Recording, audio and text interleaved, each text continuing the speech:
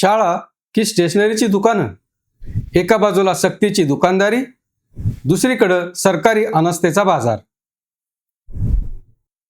नमस्कार, मुद्दा जनतेचा मध्ये आपलं स्वागत. नवीन शैक्षणिक वर्ष सुरू झालं की महाराष्ट्रातील तमाम पालकांच्या छातीत धडधड सुरू होते. पाल्याच्या प्रवेशाचा आनंद बाजूला पडतो आणि शालेय साहित्याच्या नावाखाली होणाऱ्या लुटीची चिंता डोकं वर काढते. फी, डोनेशन, गणवेश, टाय, बेल्ट, मोजे, शूज, वह्या, पुस्तकं, स्कूल बॅग, अगदी ओळखपत्रापासून ते प्रोजेक्टच्या साहित्यापर्यंत याद्या संपतच नाहीत आणि पालकांचे खिसे रिकामे होत राहतात. शिक्षण हा संविधानानं दिलेला मूलभूत अधिकार आहे की कॉर्पोरेट कंपन्यांसारखा चालणारा महागडा व्यापार? हा प्रश्न आता उघडपणे विचारण्याची वेळ आली. एकीकडे खाजगी शाळांमध्ये ही परिस्थिती असताना जिथं हे सगळं मोफत मिळतं तिथंही सरकारी अनास्थेचा बाजार पाहायला मिळतो. शाळा सुरू होऊन 3 आठवडे झालेत तरीही सरकारकडून देण्यात येणाऱ्या मोफत गणवेश आणि स्कूल बॅग अनेक शाळांमध्ये पोहोचल्या नाहीत. देशाच्या शिक्षण व्यवस्थेत एक अत्यंत विदारक आणि संतापजनक विरोधाभास निर्माण झालाय. एका बाजूला बड्या खाजगी इंटरनॅशनल आणि CBSE अभ्यासक्रमाच्या शाळांमध्ये सक्तीच्या खरेदीचा त्रास, तर दुसऱ्या बाजूला सरकारी आणि महापालिका शाळांमध्ये गरिबांच्या पोरांना मिळणाऱ्या मोफत साहित्याचा आनंदी आनंद. या दोन्ही टोकांच्या दरीत आणि ढिसाळपणात देशाचं भवितव्य म्हणजेच विद्यार्थी आणि प्रामाणिकपणे कर भरणारे पालक मात्र भरडले जात आहेत. विद्यार्थी पालकांसाठी खाजगी शाळांचे आदेश म्हणजे लोकशाहीतील हुकुमशाहीच. युनिफॉर्मचा रंग मॅच झाला पाहिजेत, लोगो अधिकृतच हवा, आमच्या दुकानातूनच किंवा थेट शाळेतूनच साहित्य घ्यावं लागेल, असली कारणं देत पालकांना शाळेतून किंवा शाळेनं नियुक्त केलेल्या दुकानातून खरेदी करण्यास भाग पाडलं जातं. त्यातून होतं काय, तर बाजारात गणवेश किंवा वह्यांचा संच ज्या किमतीला मिळतो त्याच्या दुप्पट तर कधी तिप्पट किंमत शाळांमार्फत खरेदी करताना मोजावी लागते, असं पालक सांगतात. शिक्षण शुल्क नियंत्रण कायदा आणि शिक्षण विभागाचे स्पष्ट आदेश आहेत की कोणत्याही शाळेला पालकांना विशिष्ट दुकानातून साहित्य खरेदी करण्याची सक्ती करता येणार नाही. ग्राहक संरक्षण कायद्यानुसार ही व्यावसायिक मक्तेदारी ठरते. अनेक उच्च न्यायालयांनी या संदर्भात शाळांना चपराक लगावली आहे. मात्र प्रत्यक्षात या नियमांना आणि आदेशांना शिक्षण सम्राट पायदळी तुडवताना दिसतात. विरोध केला तर मुलाला शाळेत त्रास होईल या मानसिक दबावाखाली पालक रडत खडत पैसे मोजतात. ही पालकांची हतबलता म्हणजेच या शाळांचं भांडवल आहे. तक्रारी होतात, बातम्या येतात, चौकशीचे आदेश निघतात, पण काही दिवसांनी पुन्हा तीच परिस्थिती निर्माण होते. विधिमंडळाच्या अधिवेशनातही हा मुद्दा चर्चेला आला होता. बहुतांशी खाजगी आणि स्वयंअर्थसहाय्य शाळांनी विद्यार्थ्यांना आपल्याच शाळेतून साहित्य खरेदी करण्याची सक्ती केल्याचा मुद्दा उपस्थित करण्यात आला. राज्यातील अनेक खाजगी तसेच केंद्रीय शिक्षण मंडळाच्या संलग्न शाळांकडून विद्यार्थ्यांना विशिष्ट दुकानातून साहित्य खरेदी करण्याची सक्ती करतात. पालकांची लूट केली जात आहे. विद्यार्थ्यांना खाजगी शाळांमधून मोठ्या प्रमाणात वाढीव दरानं वह्या पुस्तकांची विक्री करण्यात येत आहे. खाजगी दुकानातून वह्या पुस्तकांच्या विक्रीच्या किमतीत मोठी तफावत आहे, असा मुद्दा मांडण्यात आला होता.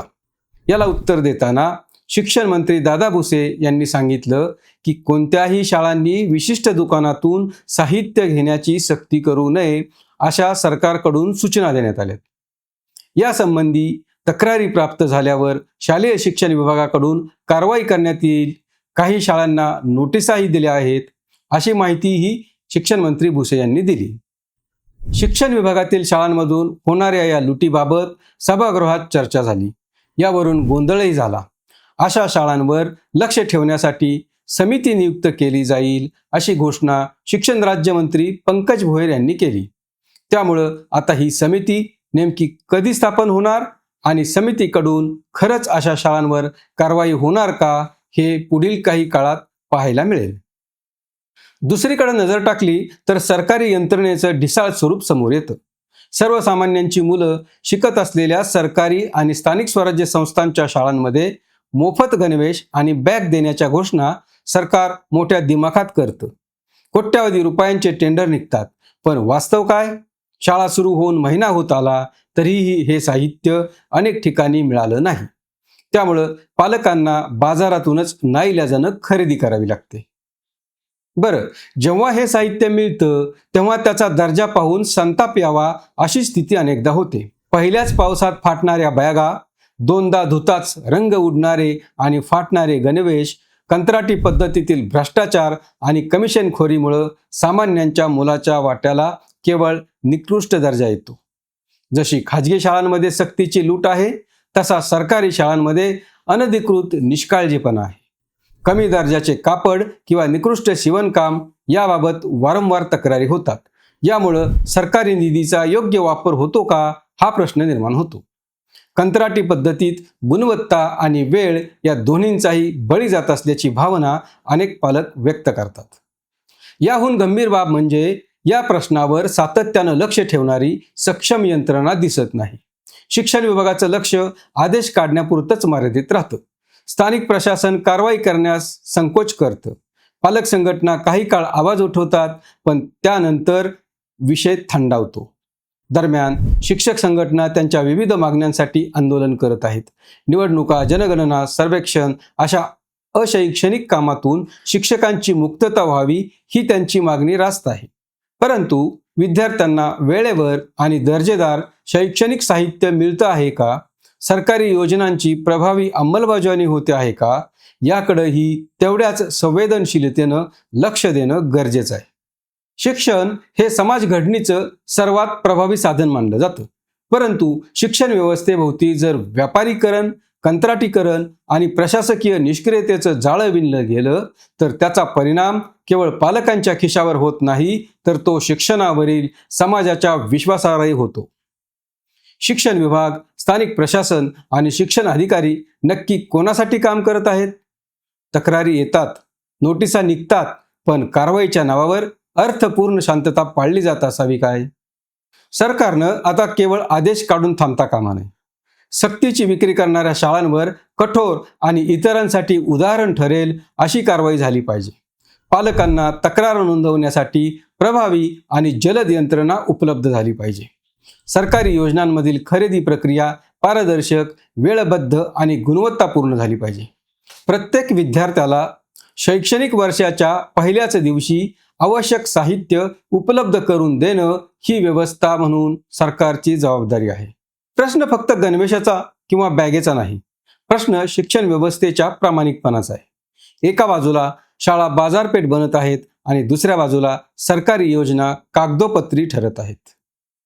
या दोन्ही टोकांमध्ये विद्यार्थी आणि पालक भरडले जात आहेत. शिक्षणाचा पाया हा प्रामाणिकपणा, नैतिकता आणि मूल्यांवर आधारलेला असावा असं आपण म्हणतो. पण जेव्हा बालमनाची नव्या वर्षाची सुरुवात कमिशनखोरी, महागडे व्यवहार, कंत्राटी बाजारपेठ आणि शाळांमधील व्यापारीकरणाचे अनुभव घेऊन होते, तेव्हा आपण त्यांना नेमका कोणता धडा शिकवत आहोत? शिक्षणाचा पाया ज्ञानावर असावा, व्यापारावर नव्हे, आणि सरकारी योजना, घोषणांवर नव्हे तर वेळेवर व गुणवत्तापूर्ण अंमलबजावणीवर उभ्या राहाव्यात. शिक्षण व्यवस्थेची खरी परीक्षा आता याच मुद्द्यांवर आहे. पालकांनी एकत्र येऊन या मनमानी कारभाराविरुद्ध एल्गार पुकारला पाहिजे. अर्थात हे काम एकट्या दुकट्या पालकाचं नाही, कारण त्यामुळे शाळेत त्यांच्या मुलांना त्रास होण्याचा धोका असतो. हेही तेवढंच खरं. मात्र एकीच्या जोरावर हा प्रश्न सोडवणं शक्य आहे. प्रत्यक्षात पालक अशा पद्धतीनं संघटित होत नसल्यानं अशा शाळांचं फावतं. सरकारनं केवळ कागदी जी आर न काढता सक्ती करणाऱ्या शाळांचे परवाने रद्द करण्याची हिंमत दाखवली पाहिजे.